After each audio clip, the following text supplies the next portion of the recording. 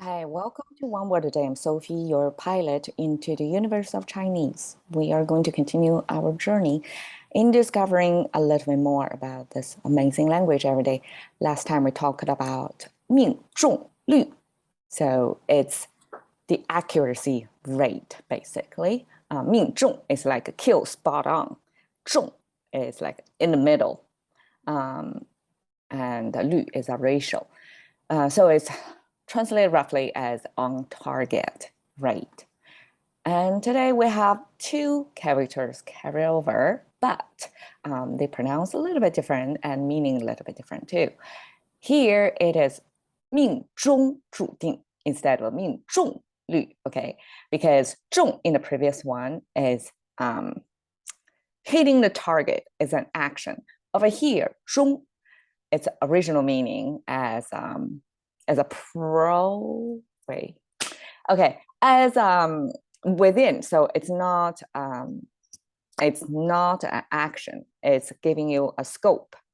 So 中 we talked about before. It's a block, means a space, and a line running in the middle, having equal distance to two sides. So that's our concept. 中 is like not skewed to any direction, but it's right in the middle, balanced, so to speak.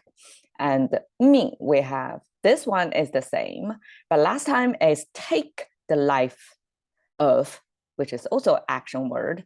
It's basically kill, right? Take somebody's life. But here is life itself. It's the noun. So we come back to its original meaning.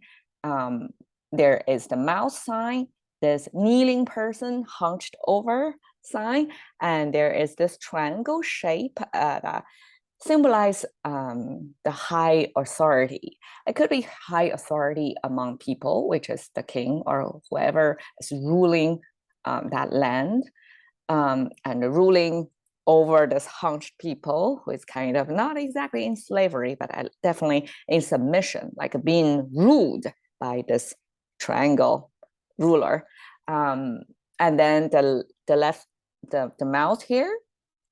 No, today I actually have a new reading of this. The mouse, we talked about before that in Chinese language, people use mouse symbol to head count. So basically we mouse count, we don't head count.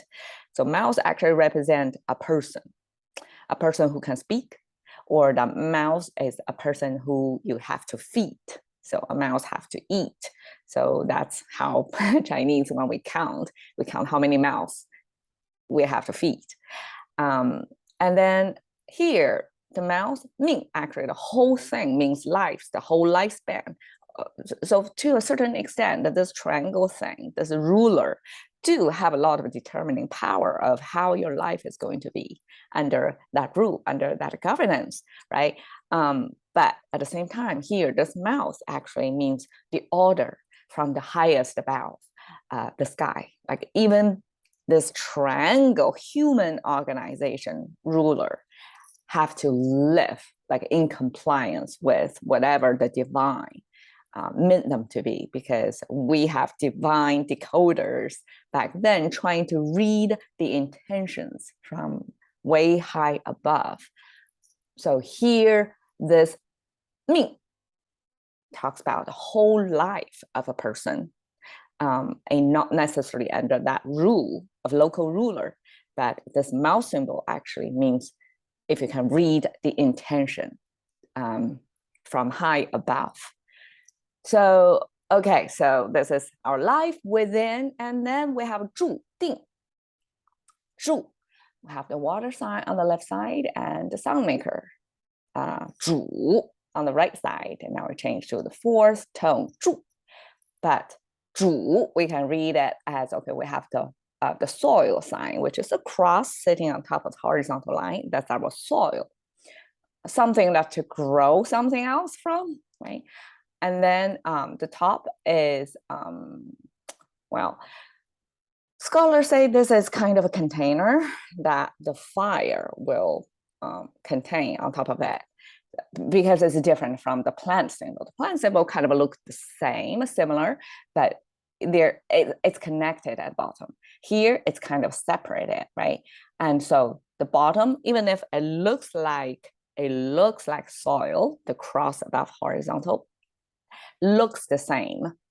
But here, with the image of this container on the top, it actually means the stand, something to help this structure stand on the surface without toppling, right? The stand of this lamp thing. And then here is the light source from that lamp. So people use that as the light, the beacon, the direction, the master voice or masterpiece. So it turns the meaning into master. So basically, it's the light source. And okay, so even if it's a sound maker, right? It sounds 煮 plus the water sign. So it's something to do with the water flow. And here, 注, it means the water pouring into a location. So imagine you pour water into a bottle, so that we will say 灌注 or 浇注. Maybe here 注 actually is not water bottle size. It's a bigger scale water container, like a dam. We have water. So before the flood, the water keep within the dam, right? So that's the kind of a 注. It's like a bigger scale water contained into a certain direction. So eventually that water direction contained into a bigger space like a dam was used to mean not only the water contained in here, but it's like gamblers on a table. They are going to pour or direct their chips into one direction. So place bet on something. So eventually that 注 becomes betting, becomes odds, something to bet on. So now we have this life, we have this bet, this odds, right? And 定 is decided, okay? We have this arch structure with a chimney on the top. That's our domestic space. So private property, domestic space with the roof over the top, it's safe space. And then the middle, it looks pretty complicated, but let me simplify it for you. The horizontal line. Normally, we use the top horizontal line to mean the sky. Sky is the limit, that kind of concept. And then the bottom, it's like a 3 upward pointing vertical lines, and here it's joined in the kind of middle, and here is joined to the bottom horizontal line, right? That's our abstracted version of our food symbol. We met this character in multiple characters. People like to use their body parts into the characters to mean things. So here it means stop or the foot. So whenever we have a foot, it can be in motion or standing there, either way. But with the foot, it means something about direction, right? Because you have a foot, you have to decide where to go. And that horizontal line either means the sky or simply means an abstraction of a location, a destination. That means your foot is kind of directed, your finger, the toes. I mean, by the way, the 3 lines are originally 3 toes, abstracted only into 3 toes. And then this horizontal line actually is the main body, the arch and all that, the sole didn't draw out the whole foot, but the front portion at least of the foot.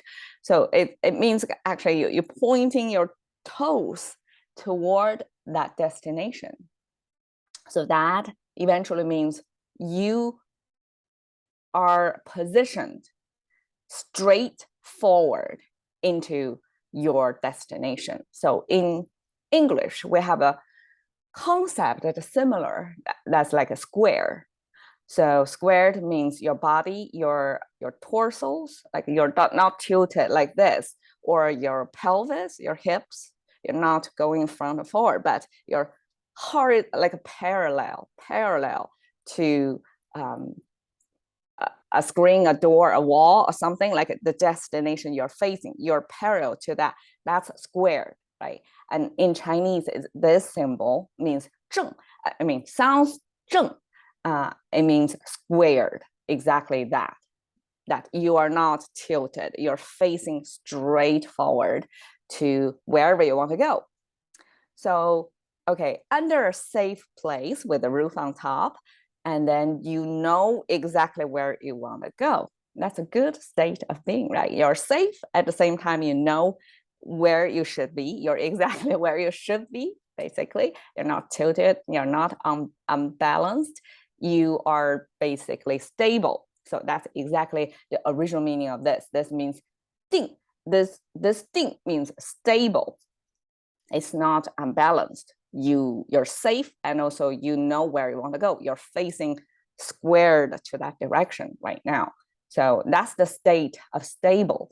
And from that stable, the meaning get extended into, in order to reach that stable, that's where you want to go, the state of being that you want to be, which is a balanced, stabilized, that you're going to adjust, to make adjustment, or to make life decisions so that you can reach that stable state. So 定 eventually becomes a verb. It means to decide, to do something. So here I translate as decided. It's already done. It's decided. And the odds are already decided. I mean, look this, life within, which, I mean, Chinese never put, I believe it's called a preposition. It's called a preposition. So preposition before noun, right? Chinese don't do that. We do preposition after the noun. It's defined. So it's like a descriptor behind the main idea. So life within means within life, your odds, whatever that means, right? It could mean like who you get married, or what kind of career, what kind of social status you're going to reach, how long you're going to live, what's your health conditions, like all the major aspects of life, like your odds of all of that has already been decided. By whom? By your life's order from high above. So basically the whole thing means destined. You're destined to something. So it's your script of your life. It's already done, somewhere written out there. It's not up to you. So that's what Chinese say, 命中注定. Whenever they meet a situation, like a really small odd chance happened to them, or something like that, they will explain it as, this is 命中注定. This is already decided. It's off my hands. It's not my doing. It's what's already written, scripted out by the divine, by the 命, this heavenly order about how I'm going to live, already decided on me. So this, you see, 命中注定, this is, you know, artistically rendered same character, right? 命中注定, with this angel wing element added, so to make it angelic element. So this, obviously, the angels, it's Western concept, but Chinese eventually adopted, because angels means the message from above. Angels also, especially the Cupid with the cute chubby boy with the wings behind. So they are the the dudes, the babies that mess up with people by shooting the arrows, right? And so people fall in love, because otherwise people cannot explain why out of so many is, you know, you and me, or something like that. So here is a kind of chick flick, I would say, of this random pairing of people, and it's all in her mind. Years ago, when she was 15, she asked a fortune teller what her future husband would be. And the fortune teller, out of the blue, just told her, your future husband was named so-and-so, like a 3-character Chinese name. And she carried that burden or script or that destiny whole her life. So eventually she was engaged when she grew up, right? She was engaged to a guy, but it's 2-character and definitely not that name. And she used that as kind of maybe it's not him, but they're engaged. It's just by the natural course of life leading her and the fiance together. But in her mind, it's not settled. It's not according to the script, right? So she has to do something about it. And she went on a trip to eventually meet the guy who have this 3 character in his name. And it turned out the guy actually used that name as like a fake name on the passport. And I forgot exactly the details, but it's a scam. She was scammed. But because this dude was the owner of that magical 3 character Chinese name, she thought he is the one. And because she want to play out her destiny, she basically forced herself to fall in love with him. And it happened just like that. So this is kind of 命中注定. I think it's a parody or a sarcastic twist of the meaning of, okay, this girl just want to seek out the name owner, and that's the only requirement. And with the first guy who holds that name, who is also a scammer, she would jump at this to fulfill the destiny. I mean, isn't that ironic? So this kind of fortune telling, this kind of life pre-written for you, in this movie, I think the director wants to show like it's totally in your mind. All right, that's our 命中注定 catching into the currency of thinking by one word a day with Sophie. See you another day.